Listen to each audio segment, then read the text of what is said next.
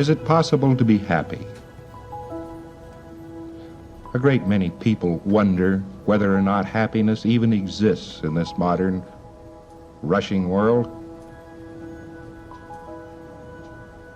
Very often, an individual can have $1 million, he can have everything his heart apparently desires, and is still unhappy. We take the case of somebody who has worked all his life. He's worked hard. He's raised a big family. He's looked forward to that time of his life when he at last could retire and be happy and be cheerful, have lots of time to do all the things he wanted to do. And then we see him after he's retired, and is he happy? No. He's sitting there thinking about the good old days when he was working hard. Our main problem in life is happiness. The world today may or may not be designed to be a happy world. It may or may not be possible for you to be happy in this world. And yet, nearly all of us have the goal of being happy and cheerful about existence. And then very often we look around at the world around us and say, well, nobody could be happy in this place. We look at the dirty dishes in the sink, and the car needing a coat of paint, and the fact that we need a new gas heater, we need a new coat, we need new shoes, or we just like to have better shoes, and say, well, how could anybody possibly be happy when actually he can't have everything he wants?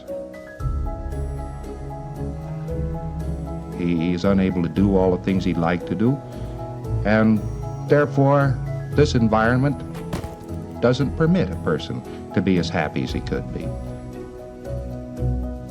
Well, I'll tell you a funny thing, a lot of philosophers have said this many, many times, but the truth of the matter is that all the happiness you'll ever find lies in you. You remember when you were maybe 5 years old and you went out in the morning and you looked at the day, and it was a very, very beautiful day. You looked at flowers and they were very beautiful flowers. 25 years later, you get up in the morning, you take a look at the flowers, they're wilted. The day isn't a happy day. Well, what's changed? You know, they are the same flowers. It's the same world. Something must have changed. Well, probably it was you.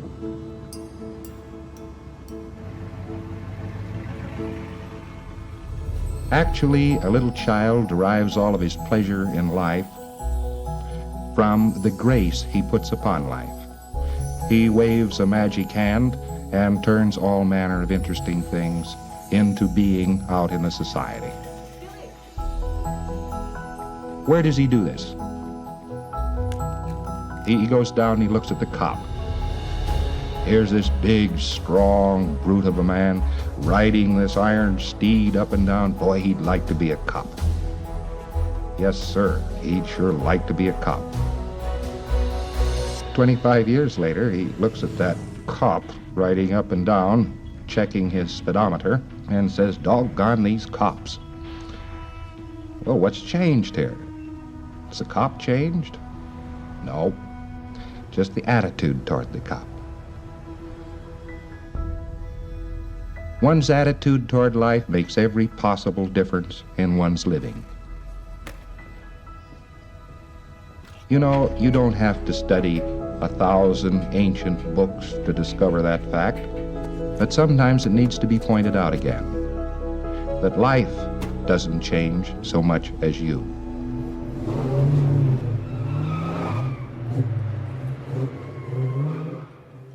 The day when you stop building your own environment, when you stop building your own surroundings, when you stop waving a magic hand and gracing everything around you with magic and beauty, things cease to be magical. Things cease to be beautiful. Well, maybe you've just neglected somewhere back in the last few years to wave that magic hand. You know, other people seek happiness in various ways. They seek it hectically. It's as though it's some sort of a mechanism that exists. It's made up. Maybe it's a little machine. Maybe it's something that's parked in a cupboard, or maybe happiness is down at the next corner. Maybe it's someplace else. They are looking for something. Well, the odd part of it is, the only time they'll ever find something is when they put it there first. Now, this doesn't seem very creditable, but it is quite true. Those people who have become unhappy about life are unhappy about life solely and completely because life has ceased to be made by them. Here we have the single difference in a human being. We have that human being who is unhappy, miserable, and isn't getting along in life, who is sick, who doesn't see brightness. Life is handling, running, changing, making him. And here we have somebody who's happy, who is cheerful, who is strong, who finds there is something worth doing in life. What do we discover in this person? We find out that he is making life. Now there's actually the single difference.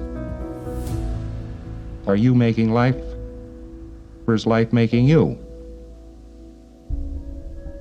And when we go into this, we find out that a person has stopped making life because he himself has decided that life cannot be made. Some failure, some small failure, maybe not graduating with the same class, maybe that failure that had to do with not marrying quite the first man or woman who came along and seemed desirable. Maybe the failure of having lost a car, or just some minor thing in life started this attitude. A person looked around one day and said, well, I've lost. And after that, life makes him. He doesn't make life anymore.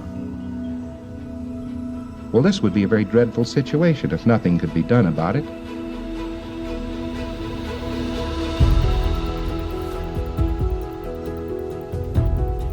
But the fact of the matter is, it's the easiest problem of all the problems man faces. Changing himself and changing the attitudes of those around him. It's very, very easy to change somebody else's attitude.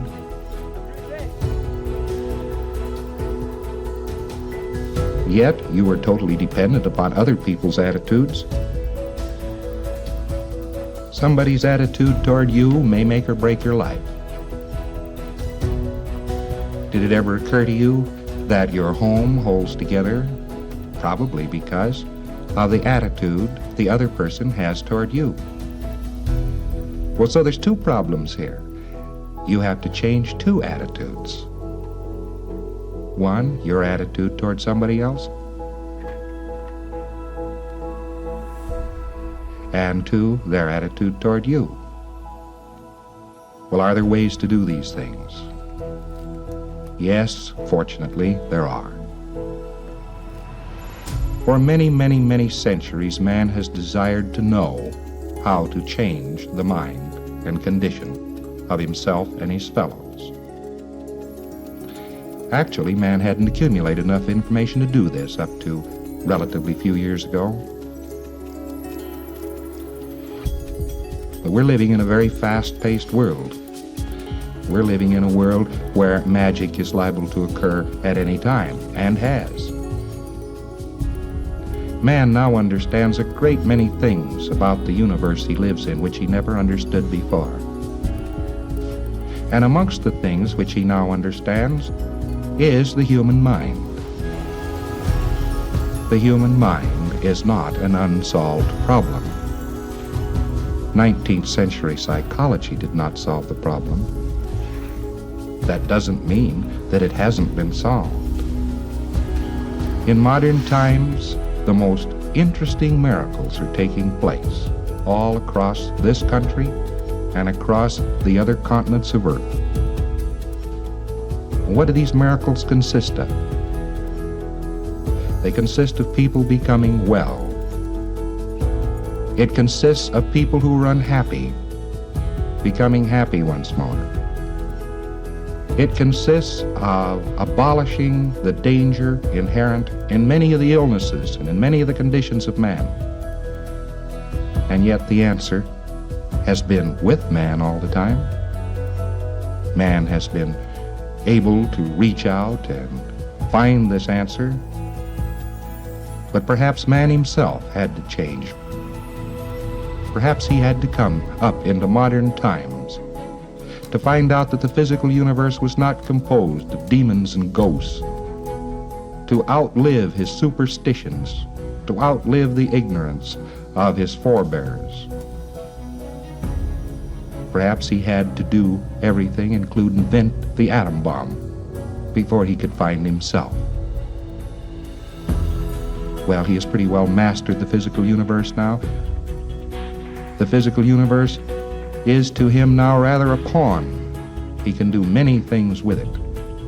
And, having conquered that, he can now conquer himself. The truth of the matter is, he has conquered himself. Scientology came about because of man's increased knowledge of energy. Man became possessed of more information about energy than he had ever had before in all of his history.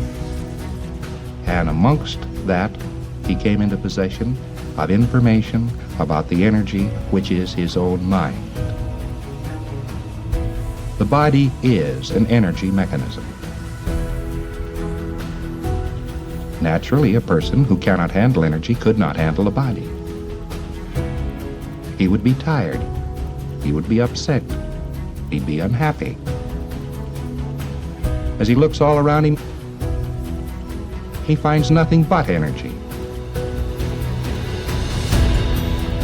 If he knew a great deal about energy, particularly the energy of himself, the energy that made him think, the energy that was himself, and the space which surrounded him, he, of course, would know himself. And that, in the final essence, has been his goal for many thousands of years, to know himself. Scientology has made it possible for him to do so.